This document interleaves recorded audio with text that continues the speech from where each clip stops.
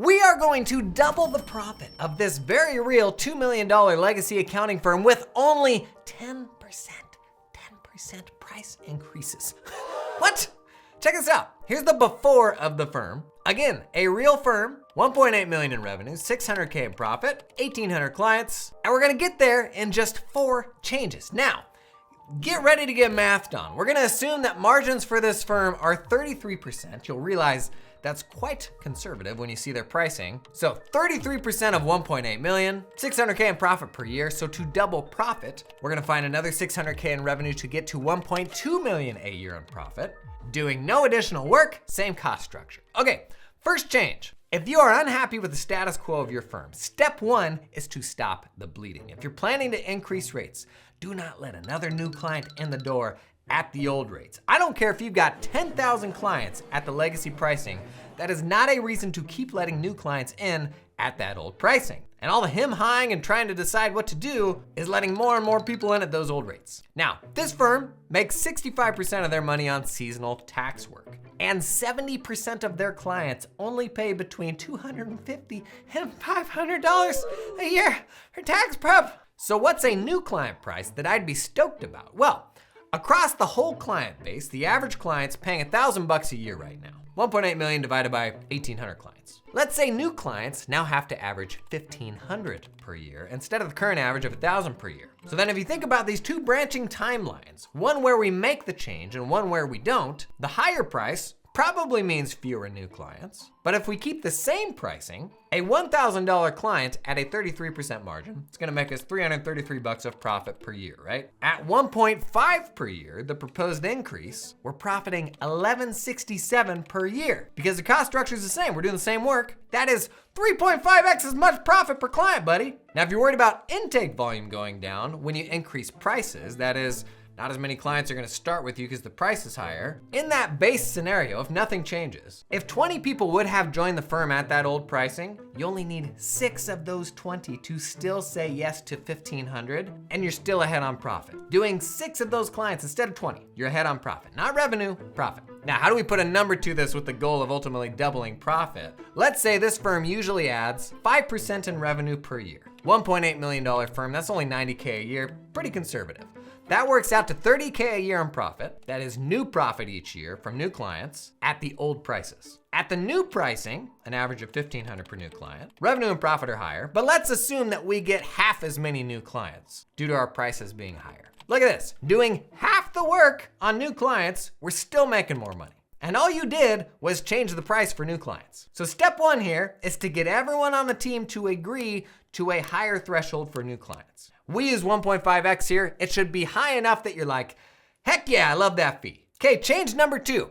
Now, this firm follows the cadence of most US tax firms, with November and December being the slowest season. But we're gonna rebalance the year by reducing client headcount and adding some work that pays really nicely in October, November, December.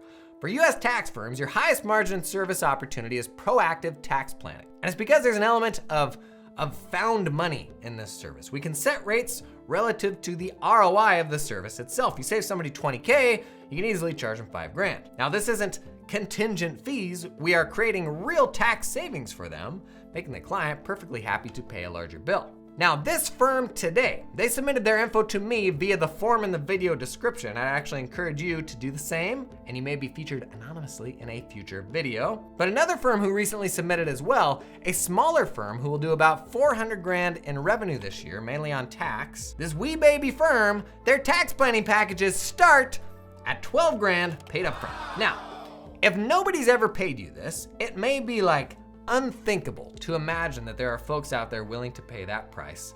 But the fact is, it's happening. There are tons of people out there who will. And the best way to reprogram your brain to be normalized for what's possible is to make friends with the firm owners who are doing it. If you went to lunch every week with firm owners who are doing this, selling tax planning starting at 12K, it's just a matter of time before that becomes the new normal. And it is the greatest growth hack I have ever encountered, surrounding yourself with smart firm owners. Seek these firm owners out online. In the comments to this video, there's a growing number of online communities that help you do this as well.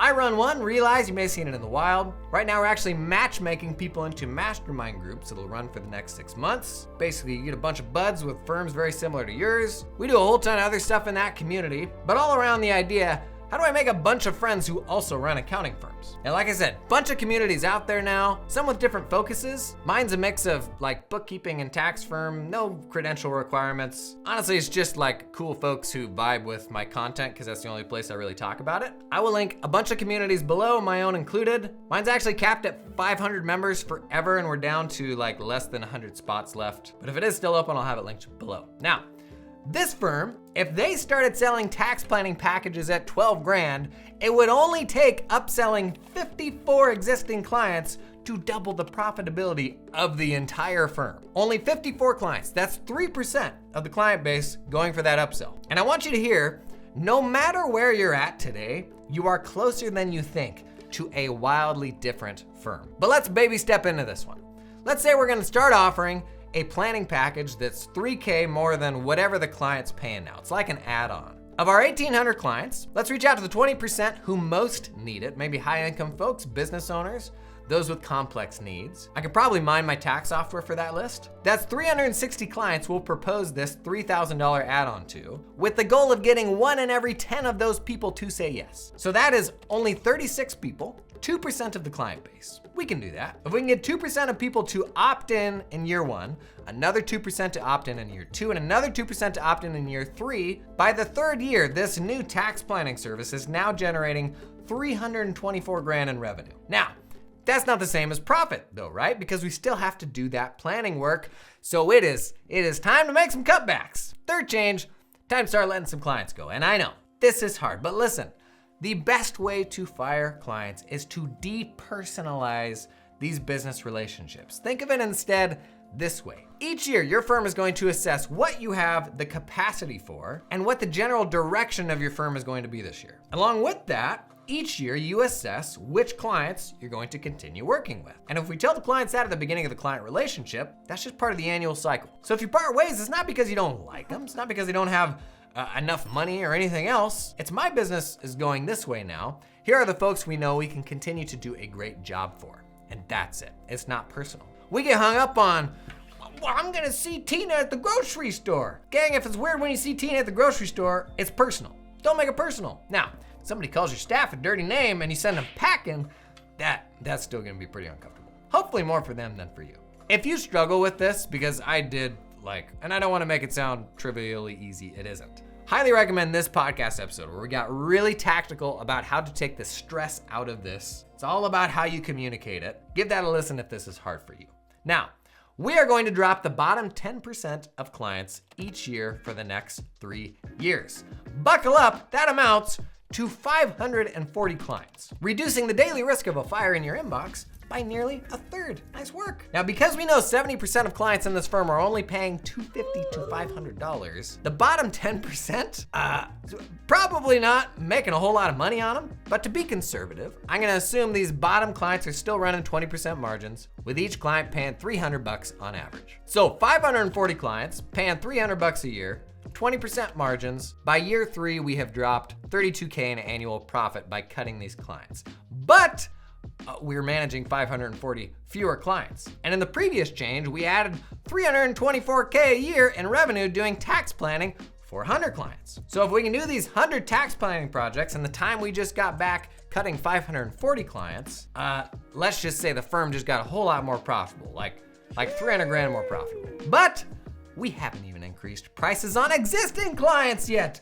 Woo! So we're not gonna be big and dramatic about this. We're gonna just start baby stepping into it. We're gonna increase our rates only 10% a year for the next 3 years. And we're always afraid of this sending clients away in droves. And I can tell you universally, when you talk with firms who did drastic price increases, and I wouldn't consider 10% a year a drastic increase, nearly without exception, you see that fewer clients left than they expected. So, just to do some back of the napkin math here, a 10% increase on 1.8 million of revenue goes straight to the bottom line each year. So being conservative, no compounding, that's another $540 a year in profit by year 3. Now, are we gonna lose some clients?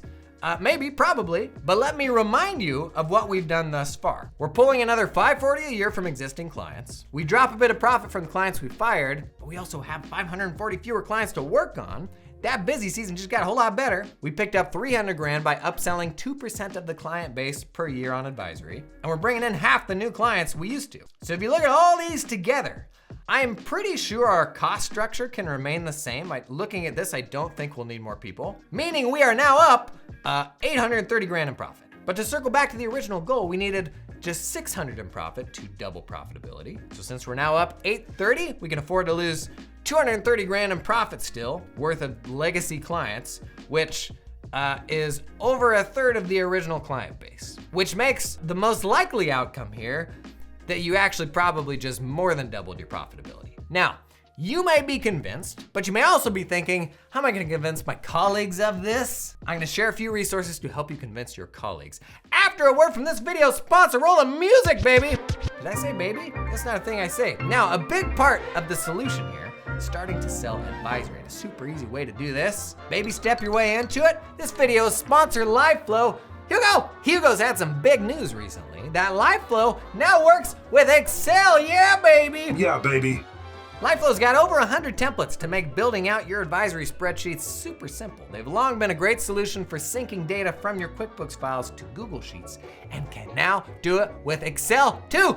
Oh! Wahoo! Tell the people all about it, Hugo. People wanted an easier way to build out financial models and KPI trackers for their clients, so we built a tool that'll sync all the QuickBooks reports you love out to your favorite spreadsheet app. It's like you're making the spreadsheets smarter, you know? Yep. People are saving north of 15 hours a month building out recurring client reporting with LiveFlow. And if you're thinking about how do I sell my first advisory engagement, man, whip something useful up in a spreadsheet, the tool that you already know, connect LiveFlow, and then sync live data from that client's accounting file into your advising spreadsheets, right? Huh? What? Learn more about LiveFlow in the link in the video description. As promised, a few resources here to help you bend others to your will. Number one, nail your mission. Some folks get caught up on letting clients go because they feel like they're losing touch with their roots. And as a result, you end up doing a whole bunch of low bono work. For those like middling clients that you're not super jacked about working with. Gang, the people who need your help aren't the ones that can afford a $600 return but not an $800 return. Steve drives a Lexus. He'll be fine. The people who really need your help have nothing to pay. If your team is stuck on this video is your friend. Next one, maybe you're just scared to increase prices. You know you need to do it, you just can't build up to it.